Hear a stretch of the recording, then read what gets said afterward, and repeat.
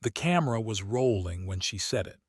Margaret Henderson, HOA president of Willowbrook Estates, standing in my driveway with her finger pointed at my chest like a weapon. Her voice cut through the morning air with venom I had never heard from a civilian. You military people are all damaged goods. You do not belong in civilized society. 20 years of Army service. 2 decades defending the freedoms of people exactly like her. And there she stood, attacking the very flag I had bled for, demanding I remove it from my own property. I felt my jaw clench, my hands steady at my sides, the same composure that had carried me through combat zones and diplomatic crises. But this was different. This was personal. She had no idea what she had just awakened. That morning, Margaret Henderson made the biggest mistake of her life.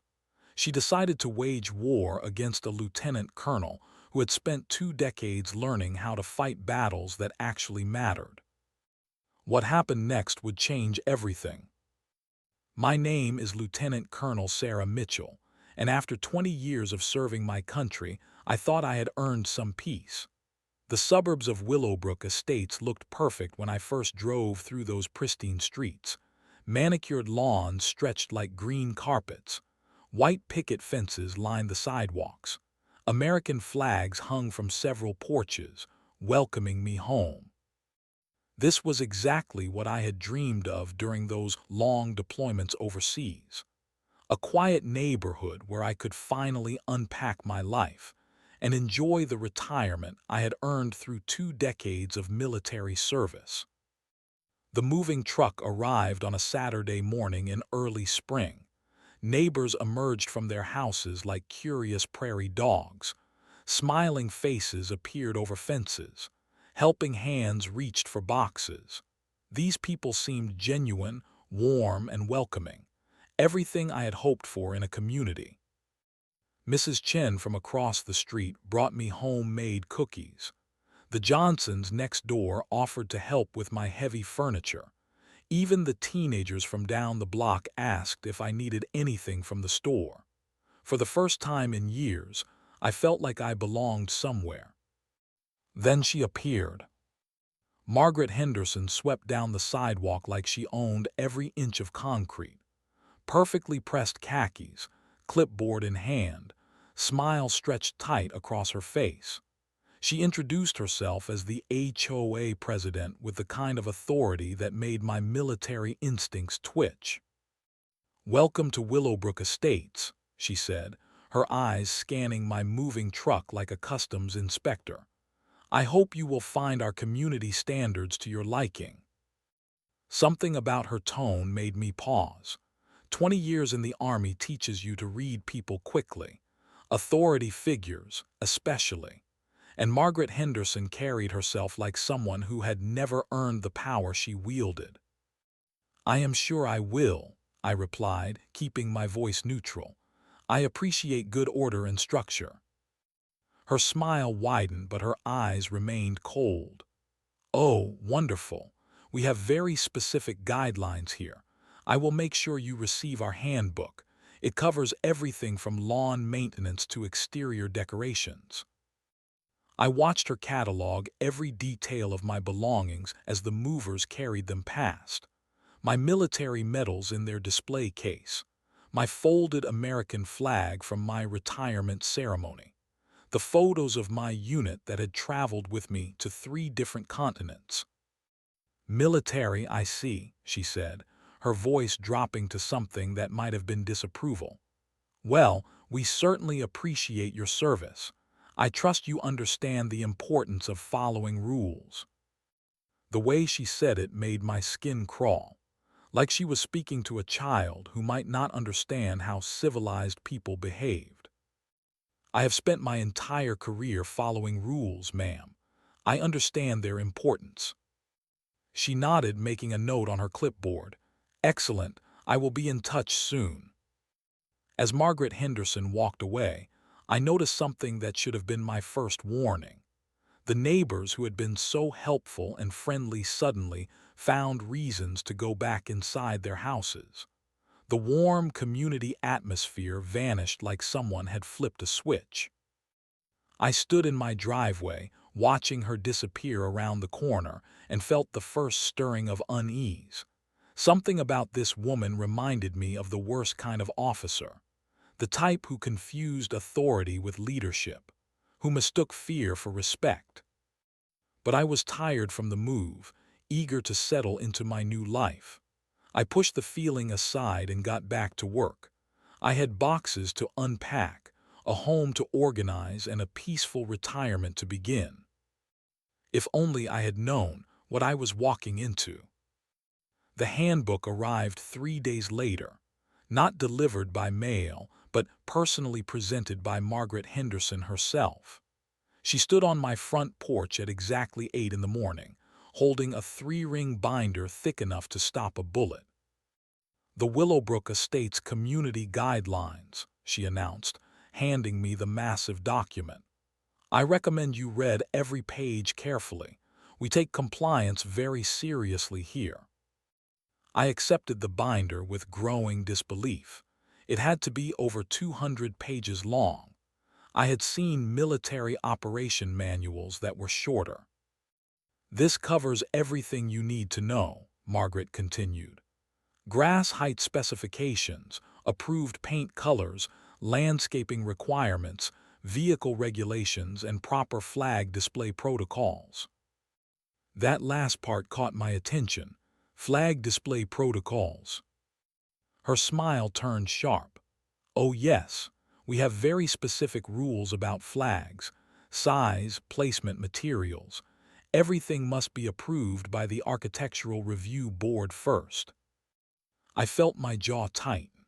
I was not aware that displaying the American flag required approval. "All exterior decorations require approval," she said, her voice taking on a lecturing tone. "No exceptions. I noticed you have a flag in your front window. That will need to be reviewed." The flag she was referring to was a small American flag that had been presented to me at my retirement ceremony. It sat in my front window, barely visible from the street. I had displayed it in every home I had lived in for the past 5 years. "I see," I said, keeping my voice level. "I will review the guidelines." After she left, I sat in my kitchen and opened the handbook. What I found inside made my blood pressure rise with every page. Rules about everything from the exact shade of white allowed for trim paint to the specific types of flowers permitted in front gardens. Regulations about garbage can placement, measured to the inch. Requirements for prior approval before changing so much as a doormat. It was insane, absolutely insane. But it was the section on landscaping that really set me off. According to the handbook, any garden or planted area required submission of detailed plans to the Architectural Review Board. A minimum 30-day review period.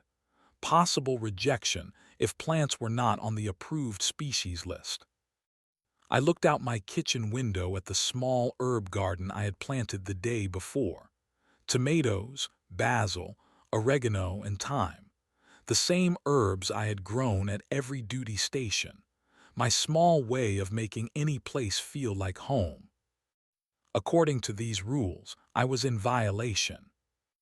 The first violation notice arrived the next morning.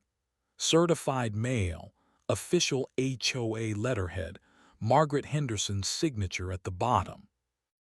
Unauthorized landscaping detected at 1247 Maple Street.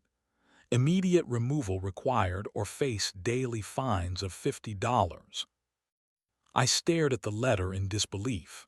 They were demanding I destroy my herb garden. Plants I had carefully selected, lovingly planted, and watered every morning since I moved in. I called the HOA office immediately. "Henderson speaking. This is Lieutenant Colonel Mitchell at 1247 Maple Street. I received a violation notice about my herb garden." Yes, I sent that personally. Unauthorized landscaping is a serious violation. These are herbs, tomatoes, and basil. How is that unauthorized? Her voice took on that condescending tone I was beginning to hate. All landscaping requires pre-approval. This is clearly stated in the handbook. You will need to remove the plants immediately. And if I refuse, then you will face daily fines until compliance is achieved. We also reserve the right to have the violations corrected at your expense. I hung up the phone, my hands shaking with rage. Not fear, not nervousness. Pure, cold rage. I had spent 20 years of my life serving my country. I had missed birthdays, holidays, and family gatherings to protect the freedoms that people like Margaret Henderson took for granted. And now, she was threatening to destroy my garden because I had not asked permission first. That evening, I attended my first HOA meeting. The community center was packed with residents, but the atmosphere was strange. People sat quietly, avoided eye contact, and seemed afraid to speak up about anything. Margaret Henderson ran the meeting like a military briefing, except she had never earned the authority she wielded. She read through violation notices like battle reports. The Garcias had their mailbox painted the wrong shade of blue. The Patels had hung a wreath without prior approval. The Smiths had parked their car 6 inches too far from the curb. It was a reign of terror disguised as community management. When I raised my hand to speak, the room fell silent. I have a question about the landscaping approval process. Margaret's eyes locked onto mine. Yes. How long has this process been in place? Since the community was established 15 years ago. I looked around the room at the frightened faces. And how many landscaping applications have been approved in that time? Her pause told me everything I needed to know. All applications are reviewed on their individual merits. That was not my question. The tension in the room was thick enough to cut with a knife.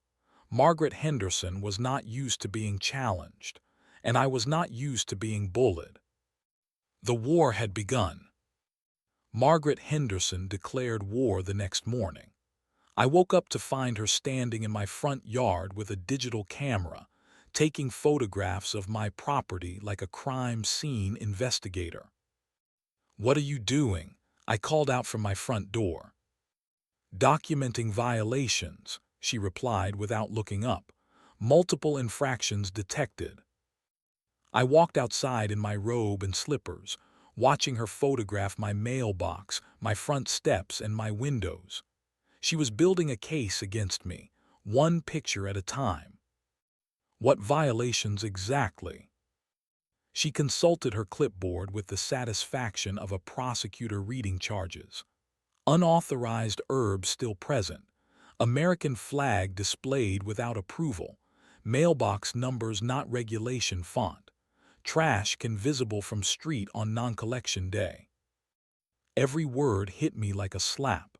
She was going after my flag, the flag I had earned through 2 decades of military service, the flag that represented everything I had sacrificed for. "The flag stays," I said, my voice deadly quiet. Margaret looked up from her camera for the first time. "Excuse me." "The flag stays where it is." Her smile was pure venom. "I do not think you understand how this works, Colonel. This is not the military. This is a civilized community with rules, rules that apply to everyone, including you. I am the HOA president. I enforce the rules. But do they apply to you?" The question hit its mark. Her composure cracked just enough for me to see the real Margaret Henderson underneath. The petty tyrant who had built her entire identity around controlling other people. "I will be filing a formal complaint about your attitude," she said, her voice rising. Intimidation and aggressive behavior will not be tolerated. Intimidation, aggressive behavior. I had not raised my voice. I had not moved from my front steps. I had simply asked a question she did not want to answer. But I was beginning to understand her game. This was not about rules. This was about power. Margaret Henderson needed to dominate everyone in her territory, and she saw me as a threat to that dominance. The violation notices began arriving daily, each one more ridiculous than the last. My car was parked at the wrong angle. My outdoor light bulb was not the approved wattage. My doormat was not regulation size. $50 per violation, multiple violations per day. The fines were adding up quickly. I tried reasoning with her. I called the HOA office and requested a meeting to discuss the situation calmly. Professional communication, military diplomacy. She agreed to meet me at the community center on Thursday evening. I arrived prepared with documentation, photos, and a reasonable compromise proposal. I had researched similar HOA disputes and found precedents for accommodation. I was ready to negotiate. Margaret Henderson was not. She brought two other board members with her, silent witnesses to what she clearly intended to be my surrender. She had also brought her husband, who sat in the corner with a video camera. "Recording this meeting for HOA records," she announced. "Please state your name for the record." Lieutenant Colonel Sarah Mitchell, resident of 1247 Maple Street. "Are you here to discuss your multiple violations?" The way she said it made me realize this was not a negotiation. This was a trial, and I was the defendant. "I am here to discuss a reasonable resolution to our disagreement." "There is no disagreement. You are in violation of community standards. The resolution is simple: comply or face consequences." "What consequences?"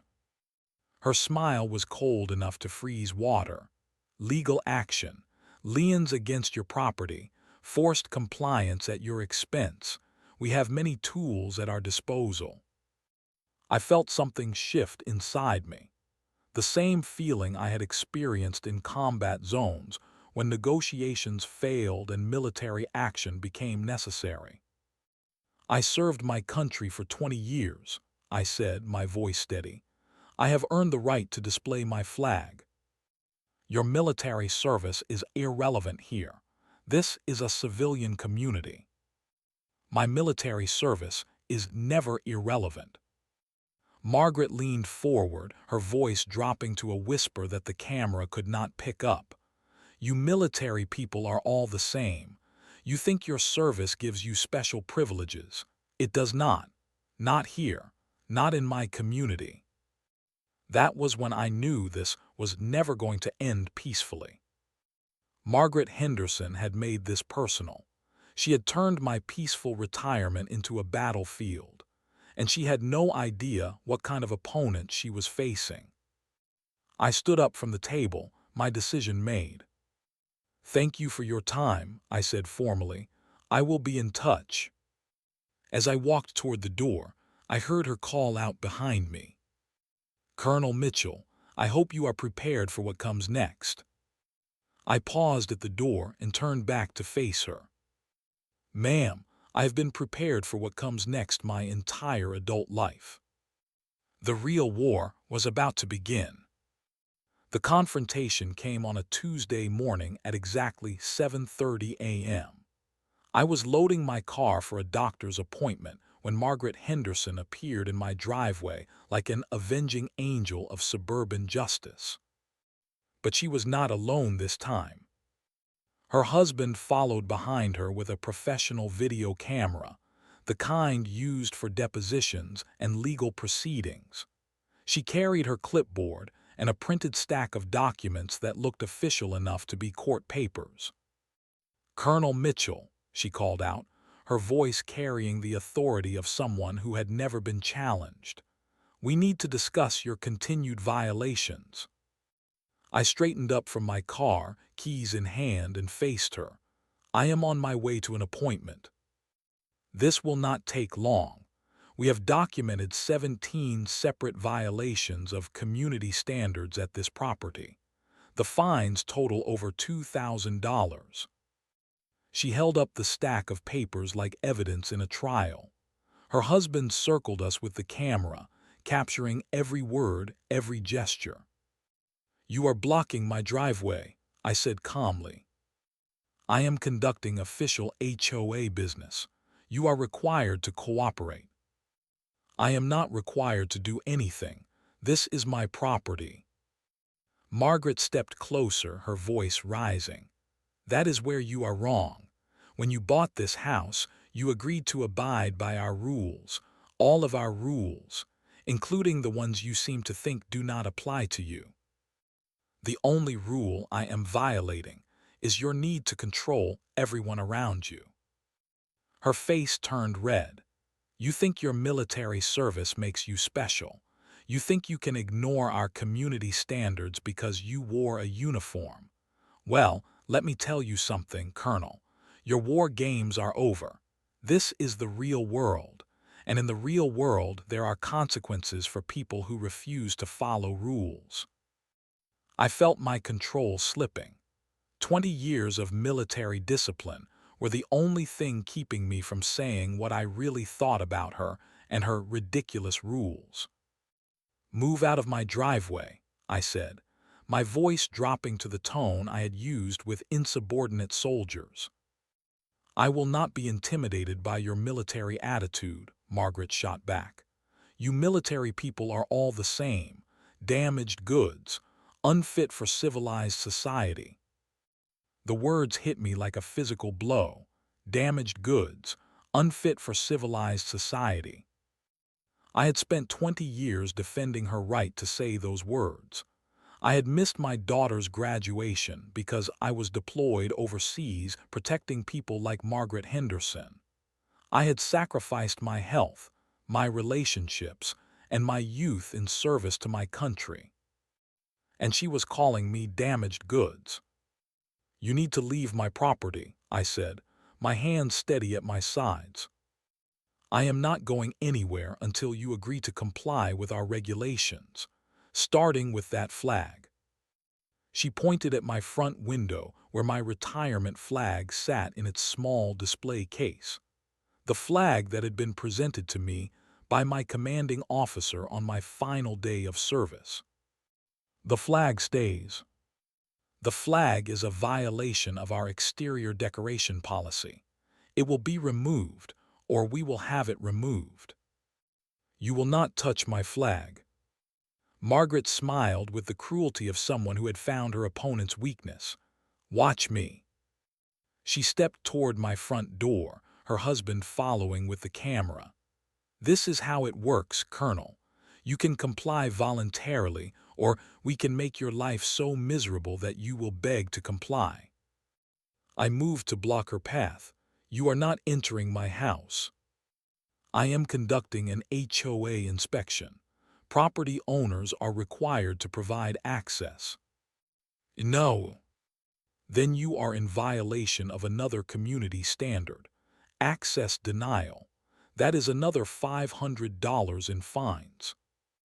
I stood in my driveway, watching this woman destroy my peace one violation notice at a time, and felt something break inside me. Not my composure, not my discipline, something deeper. My faith in civilian decency.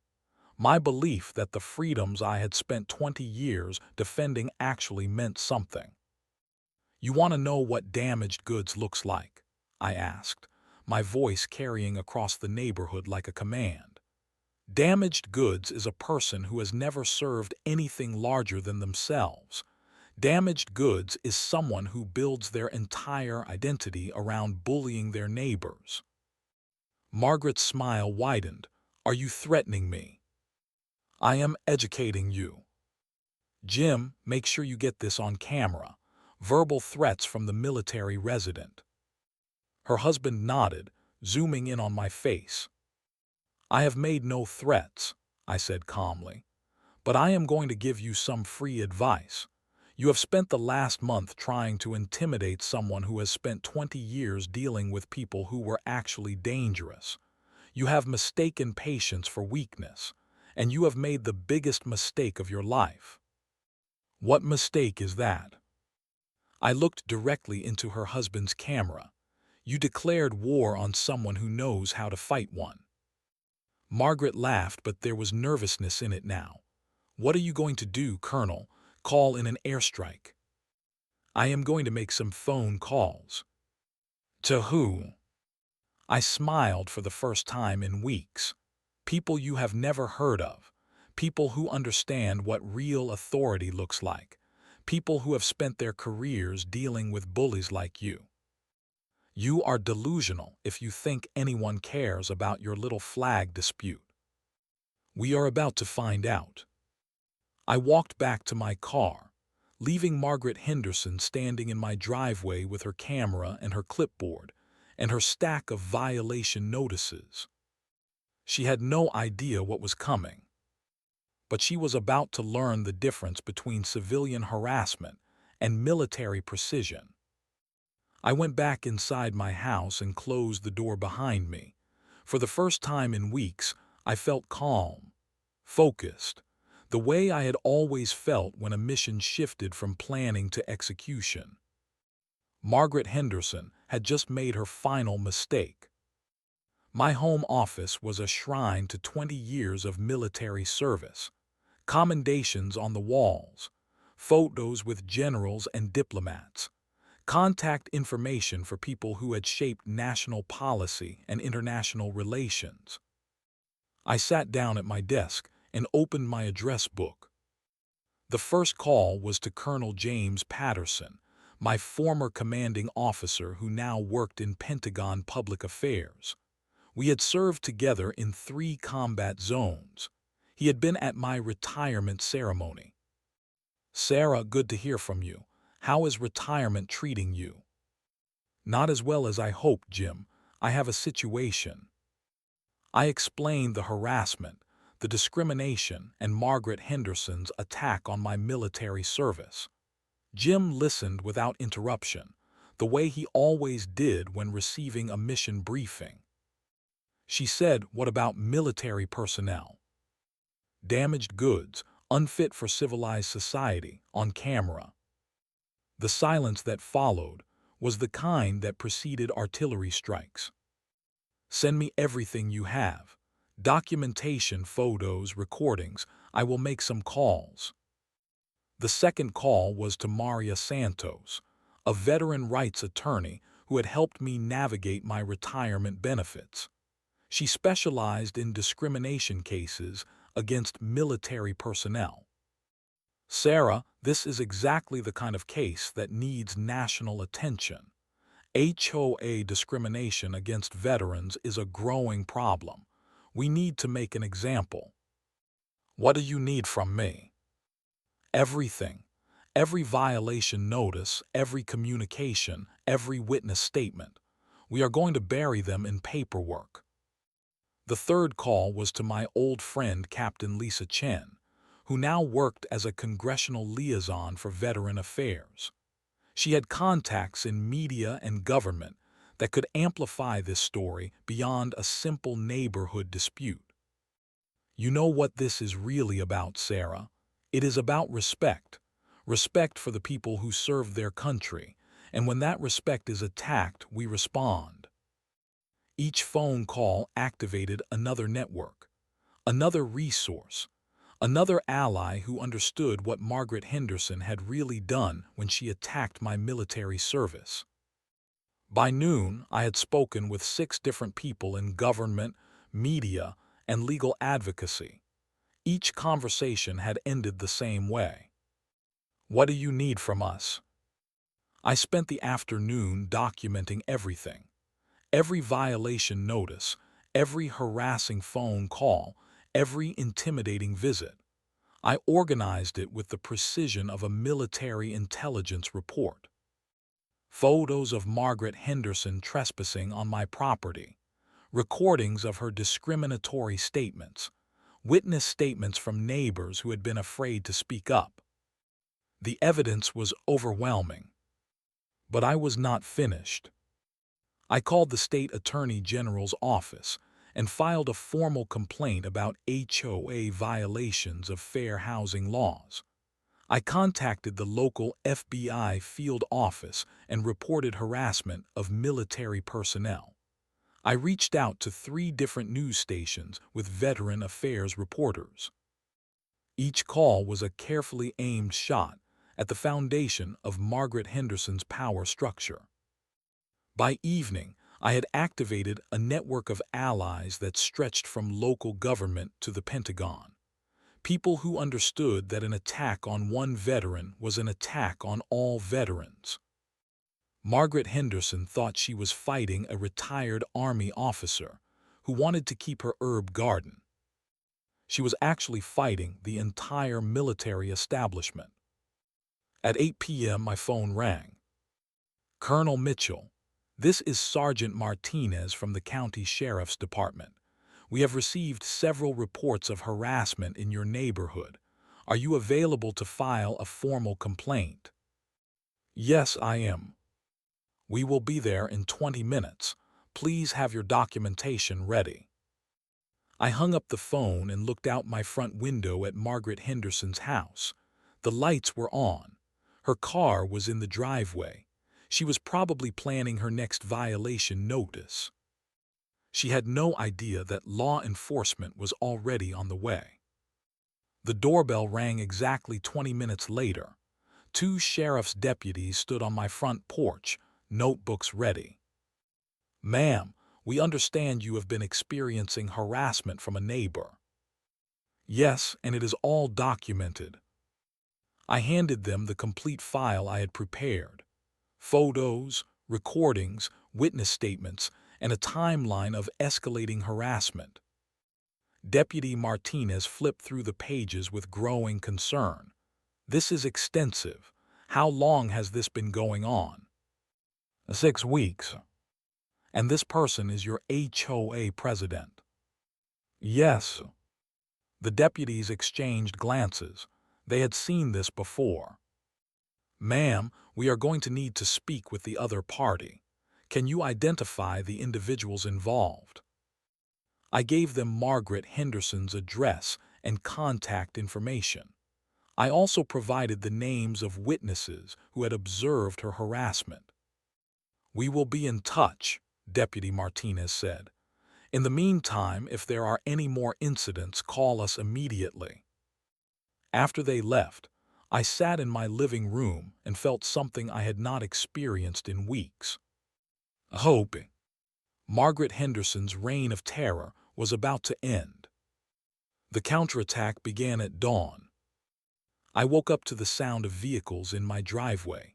Through my bedroom window, I saw a sheriff's department cruiser and an unmarked sedan parked behind my car. Margaret Henderson's war was over. I got dressed and went outside to find Deputy Martinez talking with a man in a business suit, who introduced himself as Detective Williams from the White Collar Crime Division. "Colonel Mitchell, we have been investigating your complaint. We would like to ask you some additional questions." "Of course." "We have also been investigating the HOA's financial records. There appear to be some irregularities." That was not what I had expected. Financial irregularities. Missing funds, unauthorized expenditures. We are going to need to examine all HOA records going back 5 years. While we were talking, I noticed Margaret Henderson's front door open. She stepped onto her porch, saw the police cars, and her face went white. "Is that the individual who has been harassing you?" Detective Williams asked. "Yes. We will be speaking with her next." 20 minutes later, I watched from my living room window as Margaret Henderson was questioned by law enforcement in her own driveway. She was no longer the confident bully who had terrorized the neighborhood. She was a frightened woman who had finally been held accountable for her actions. The doorbell rang again. This time it was a news reporter with a camera crew.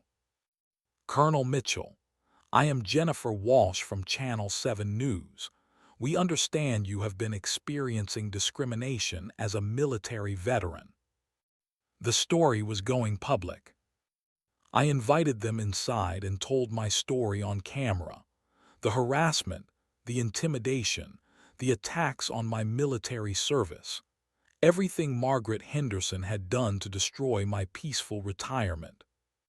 "What would you like to see happen?" Jennifer asked. "I want other veterans to know that they do not have to tolerate this kind of discrimination. We served our country. We earned our rights, and we will not be bullied by people who have never served anything larger than themselves." The interview aired on the evening news. Within hours, my story was being shared across social media. Veterans groups were calling for boycotts. Military families were sharing their own HOA horror stories. Margaret Henderson had picked a fight with the wrong veteran at the wrong time. The next morning, I received a call from the HOA board. "Colonel Mitchell, this is Robert Chen, Vice President of the HOA board. We would like to schedule an emergency meeting to discuss recent events." "What kind of meeting?" "We are calling for Margaret Henderson's immediate removal from the board. We need your input on new community policies." The revolution had succeeded. That evening, I attended the emergency HOA meeting. The community center was packed with residents who had been too afraid to speak up before. Margaret Henderson sat alone at the front table, her clipboard and violation notices nowhere to be seen. "I call this meeting to order," Robert Chen announced. "We are here to address serious concerns about HOA leadership and community policies." One by one, residents stood up and told their stories. The retired teacher who had been fined for planting roses without permission. The young mother who had been harassed for having a children's swing set. The elderly couple who had been threatened with liens for painting their front door blue instead of white.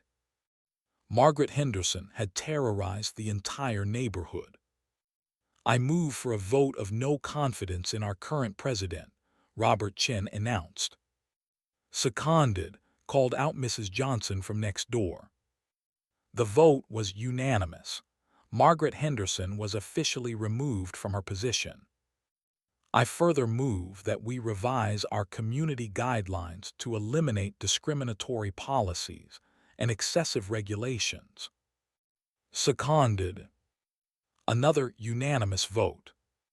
Margaret Henderson stood up from her chair, her face red with humiliation and rage. "You people have no idea what you are doing. Without proper oversight, this neighborhood will become a disaster." "Ma'am," I said, standing up from my seat, "we are not afraid of you anymore." She looked around the room at faces that were no longer intimidated by her authority, at neighbors who had finally found the courage to stand up to a bully. "This is not over," she said, her voice cracking. "Yes, it is," I replied. "It is over." Margaret Henderson walked out of the community center for the last time as HOA president. The neighborhood was finally free. The aftermath was swift and complete. Within a week, the state attorney general's investigation concluded that Margaret Henderson had violated multiple fair housing laws. Her harassment of military personnel constituted illegal discrimination. Her misuse of HOA funds to pay for personal legal expenses was embezzlement. She faced criminal charges. The story went viral on social media. Veterans groups across the country rallied to support my case. Military families shared their own stories of HOA harassment. The hashtag #VeteranRights became a national conversation. Margaret Henderson found herself at the center of a media storm she had never anticipated. Her attacks on military personnel had awakened a sleeping giant of public opinion. Local news stations picked up the story. National news followed. Within days, I was receiving interview requests from major networks. "This is about more than one neighborhood dispute," I told CNN.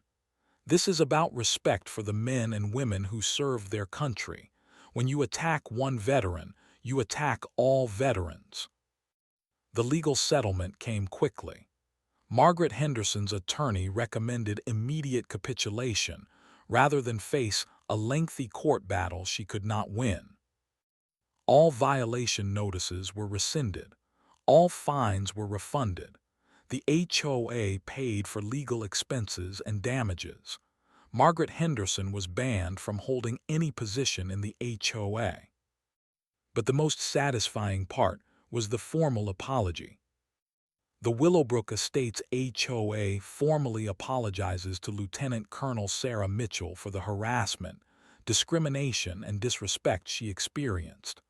"We acknowledge that her military service deserves honor, not persecution.